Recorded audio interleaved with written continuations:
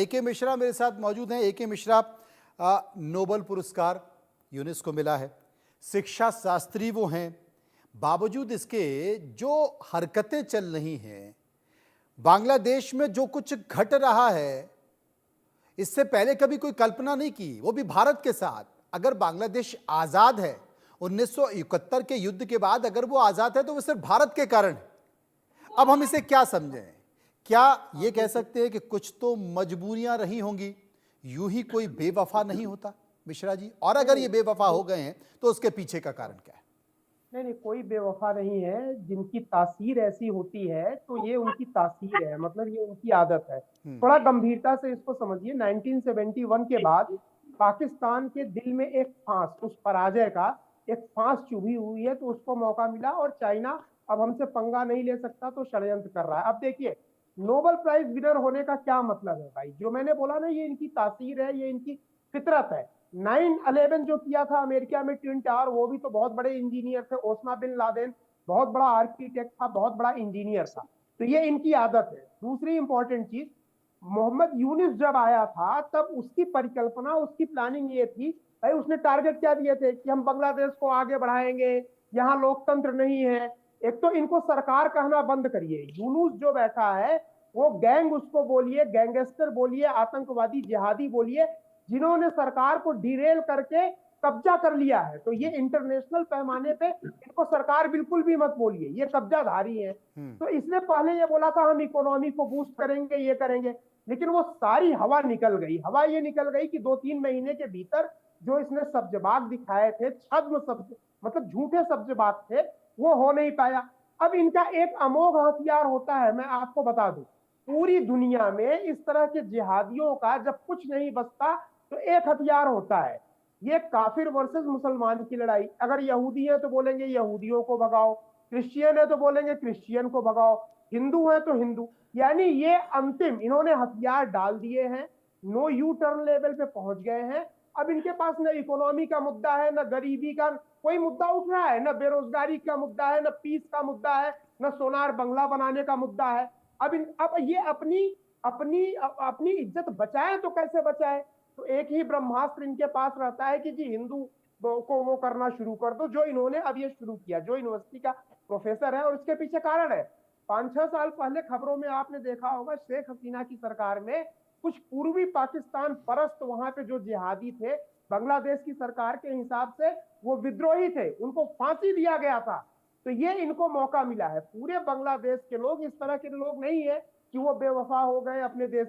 कुछ मुट्ठी भर भाई जो ये आंदोलन कर रहे थे छात्र, कितने थे? 1 लाख 2 लाख रहे होंगे ना। बांग्लादेश की तो आबादी 25 करोड़ है, तो क्या सारे 25 करोड़ वो लोग जो बांग्लादेश को, अमन को और लोकतंत्र को पसंद करते हैं, वो है अभी उनके दिल में भी वो आग जल रही है, लेकिन थोड़ा समय के कारण वो मात खा रहे हैं। और देखिएगा अभी जस्ट महीने, 2 महीने, 3 महीने आप देखिएगा, यूनुस की तो वो हालत होगी, इस तरीके से भागेगा कि शेख हसीना तो लेकिन सबसे बड़ा सवाल है, आपने कहा कि यूनिस की वो हालत होगी कि भागेगा, लेकिन चुनाव तो हो, घोषणा तो की गई है। या तो ये मान लिया जाए कि शेख हसीना जिस तरीके से उग्र तेवर दिखा रही हैं, उनको शांत करने के लिए चुनाव की बात कर दी गई है कि तब तक 2, 4, 5 नहीं, ये महीने, 6 महीने, सब्जबाग 8 है। महीने नहीं तक वो देखिए शांत हो देखिए, सके। या तो इस बात का, या तो ये सब्जबाग इसलिए है। दे दिया क्योंकि जब तक वहां पर चुनाव नहीं होंगे तब तक स्थिति साफ निकल कर नहीं नहीं नहीं आएगी नहीं, कि चुनाव होना आखिर ही ये नहीं। मुट्ठी देखिए भर लोग प्रभावी हैं या वो लोग प्रभावी हैं जो बांग्लादेश को इस तरह से देखना नहीं चाहते, या जमात या कट्टरपंथियों के भरोसे छोड़ना नहीं चाहते। ये शैलेश, दुनिया से आचार्य शैलेश जी हमारे साथ मौजूद हैं। आचार्य शैलेश जी, शाहिदुज्जमा अगर ये संकेत दे रहे हैं कि पाकिस्तान और बांग्लादेश का अगर कोई दुश्मन है तो वो दुश्मन हिंदुत्व है, ये आवाज भारत से तो नहीं आती है, ये आवाज हिंदुस्तान से तो नहीं आती है। हिंदुस्तान से भी ये आवाज आ सकती है, और जब ये आवाज आएगी तो इस्लाम का क्या होगा? लेकिन भारत कभी इस तरह के बयानों में और इस तरह के क्रियाकलापों में यकीन नहीं रखता है। वो आज भी सांप्रदायिक सौहार्द की बात करता है, और मुझे लगता है कि पाकिस्तान से ज्यादा, बांग्लादेश से ज्यादा मुस्लिम अगर सुरक्षित हैं तो हिंदुस्तान में, और फल फूल रहे हैं, तरक्की कर रहे हैं, विकसित हो रहे हैं। लेकिन मेरा सबसे पहला है कि अगर बांग्लादेश की जमीन से वहां के मौलाना खुलेआम इस तरह की बात कर रहे हैं कि पाकिस्तान और बांग्लादेश का अगर दुश्मन कोई है तो ये क्या कहें? देखिए मनोज जी, जो मोहम्मद यूनिस वहां के अभी प्रधानमंत्री हैं, वह व्यक्ति ठीक उसी प्रकार से क्रियाकलाप कर रहे हैं जैसे कर्नल गद्दाफी ने किया, सद्दाम हुसैन ने किया, ईदी अमीन ने किया। भारतीयों को जिस तरह ईदी अमीन ने, चूंकि भारतीय हिंदू थे वहां, ईदी अमीन ने युगांडा से लोगों को भगाया। आज बांग्लादेश में मोहम्मद यूनुस हिंदुओं को रहने नहीं देना चाहते, क्योंकि वह एक जिहादी है, वह राजनेता नहीं है। किसी एक पद पर बैठे हुए प्रधानमंत्री को पद से भगा देना, पदच्युत कर देना और वहां मूवमेंट छात्र आंदोलन का नाम देकर के उस सत्ता को हथिया लेना, कैसे ऐसे व्यक्ति को, अगर ऐसे व्यक्ति को नोबेल पुरस्कार मिलता है तो नोबेल पुरस्कार पर भी एक प्रश्न चिन्ह खड़ा होता है। जो व्यक्ति जिहादी मानसिकता का है, जो व्यक्ति ऐसे लोगों को अपने साथ रखता है, जो हमारे हिंदू भाई बहनों पर अत्याचार करते हैं, मारकाट करते हैं, जिस इस्कॉन मंदिर ने वर्षों तक वहां बिना धर्म जाने लोगों को भंडारा दिया, खाना खिलाया, जब बड़े से बड़े बुरे से बुरे वक्त थे तब इस्कॉन मंदिर के लोगों ने खाना खिलाया। उस इस्कॉन मंदिर में तोड़फोड़ करना, उसके मुख पृष्ठ को मारना, वहां उसे बंद करना, यह सब जिहादी मानसिकता है।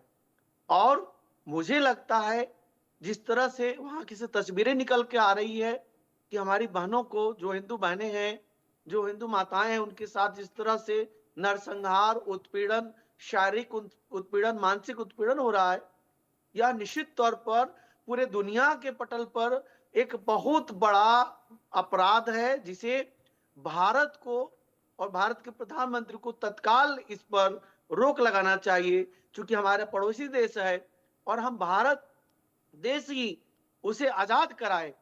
अगर इंदिरा गांधी जी ने अगर पाकिस्तान और बांग्लादेश दो पार्ट में नहीं करती तो आज भी वही स्थिति होता जो अफगानिस्तान में है, वही बांग्लादेश में होता। लेकिन बांग्लादेश में वो स्थिति आज उत्पन्न कर दिया मोहम्मद यूनुस ने।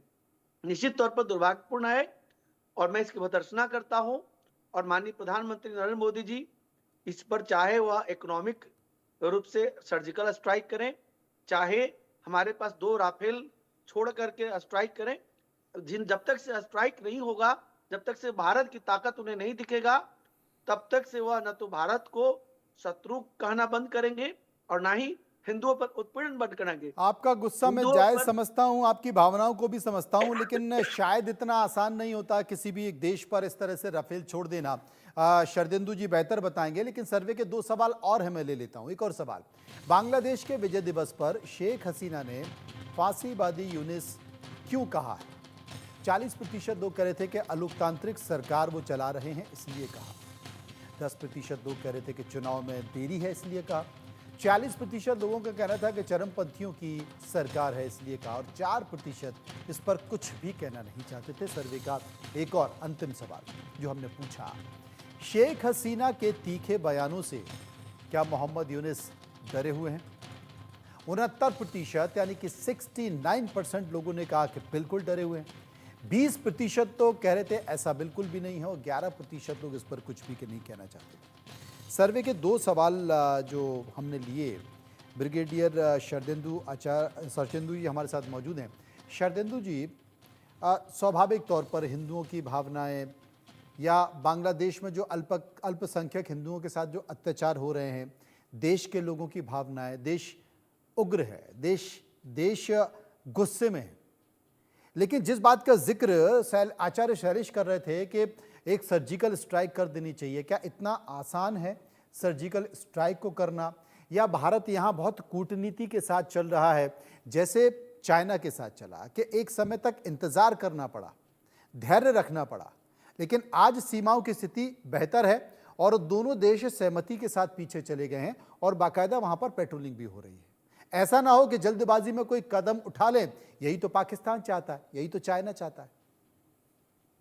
देखिए, जहां तक हिंदुस्तान का सवाल है, हिंदुस्तान के लिए आज की डेट में बहुत ही चैलेंजिंग सिचुएशन है। एक तरफ माइनॉरिटीज और हिंदुओं की सिक्योरिटी का इशू, और हिंदुस्तान के अंदर तमाम तरीके के जो प्रदर्शन हो रहे हैं जिसमें हिंदुओं की रक्षा की बात की जा रही है, ये सारी चीजें असर डालती हैं। देखिए, हिंदुस्तान के कार्यकलापों का बांग्लादेश पे असर पड़ता है और बांग्लादेश में जो हो रहा है उसका असर हिंदुस्तान पे पड़ता है। इस चीज को हमें जान लेना चाहिए। और हमारी सरकार देखिए एक इलेक्टेड और बड़ी स्ट्रांग गवर्नमेंट है। देखिए जिस तरीके से डेपसोंग और डेपचौक में हमने अपने सोल्जर वहां ऑन फुट ऑन ग्राउंड रखे और अल्टीमेटली चाइना को वहां से विड्रॉ करके एक शांति प्रक्रिया की शुरुआत करनी पड़ी। देखिए ये दो देशों का मामला है, इसमें संयम से काम लेना पड़ेगा, अपनी डिप्लोमेसी को इफेक्टिवली लागू करना पड़ेगा। और जब जहां तक बांग्लादेश का सवाल है, डायलॉग और डिप्लोमेसी को हम क्लोज नहीं कर सकते। एक कोर्सिव डिप्लोमेसी होती, सरकार के पास तमाम ऐसे तंत्र होते हैं जिसका इस्तेमाल किया जा सकता है और बांग्लादेश को उसके नीज पे लाया जा सकता है और ये मनवाया जा सकता है कि आप माइनॉरिटी की सुरक्षा करिए। और ये देखिए एक इंटरिम गवर्नमेंट है, इलेक्टेड गवर्नमेंट नहीं है। मकसद ये है कि इतना प्रेशर बना दिया जाए कि वहां पे इलेक्टेड गवर्नमेंट आए और इलेक्टेड गवर्नमेंट से बातचीत शुरू हो। लेकिन हमने अपने डायलॉग के का जो एवेन्यूज है उसको बंद नहीं किया हुआ है।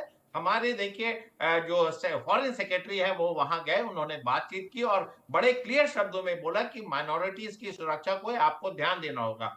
देखिए एक जहां तक आम बांग्लादेशी का सवाल है, 25 करोड़ लोगों में से अगर आप बहुत निकालें तो 10 लाख लोग सड़कों पे इस तरीके का उत्पात मचा रहे हैं। जी। तमाम लोग वहां पीस लविंग है और हिंदुस्तान से एक अच्छा बेहतर संबंध चाहते हैं। हमारा ट्रेड है, एजुकेशन है, कम्युनिकेशन है, आईटी है, वाटर शेयरिंग है, हर फील्ड में हम कोऑपरेट करते हैं और हमने एक उनको पावर की जो रिसोर्स की जो रिक्वायरमेंट है वो हम पूरी तरीके से उनको पूरा करते हैं। तो बड़ी डिपेंडेंसी है, पीपल टू पीपल कांटेक्ट है, कल्चरल एफिलिएशन रहा है। तो एक बड़ा टेम्परेरी फेज है और मोहम्मद यूनुस को आप ब्लेम कर रहे हैं, लेकिन मोहम्मद यूनुस के कंट्रोल में कुछ है ही नहीं। आज की डेट में जमात और बीएनपी के लोग बढ़ चढ़ के हिस्सा ले रहे हैं और अपने तरीके की चीजें सरकार द्वारा मनवा रहे हैं। और कहीं ना कहीं मेरा मानना है कि उनकी सिक्योरिटी फोर्सेस भी पूरी तरीके से एग्जर्ट नहीं कर रही है। उनके जी। सिक्योरिटी फोर्सेस को आप देख सकते हैं, स्टूडेंट एजिटेशन कर रहे थे, जब शेख हसीना थी तो वो फायर करते थे और मॉब को कंट्रोल कर लेते, और उसी मॉब को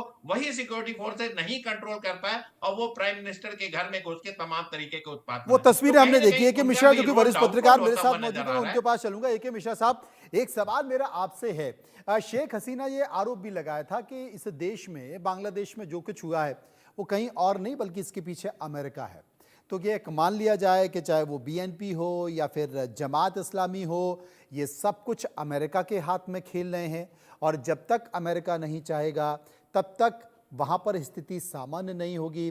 यूनुस भी जो कुछ कर रहे हैं वो सिर्फ एक मुखौटा है, वो एक कठपुतली है, यानी कि रिमोट कहीं और है। रिमोट जब तक रिमोट का बटन नहीं दबेगा तब तक ना भारत से अच्छे संबंध होंगे, ना बांग्लादेश में अल्पसंख्यकों के साथ जो अत्याचार हो रहा है वो ठीक होगा।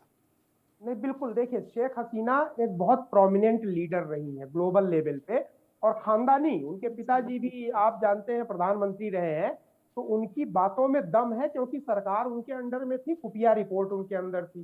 दूसरा इसका प्रूफ क्या है, शेख हसीना जब भारत में आई तो यूनुस क्यों बार बार बोल रहा था कि शेख हसीना हमें दे दो प्रत्यर्पण करवाने के लिए? इसके पीछे दो रीजन थे कि जब तक शेख हसीना है तब तक वो अमेरिका के लिए भी खतरा बनी हुई है, अमेरिका की पोल खोल रही है और खोलेंगी, ये डर अमेरिका को भी है। खुल्लम खुल्ला बोला कि एक व्हाइट मैन और वो जो द्वीप लेने वाली बात हुई, पूरी कहानी उन्होंने बताई। एक प्रधानमंत्री अगर बोल रही है तो उनको ये सारी चीजें पता है और हकीकत है।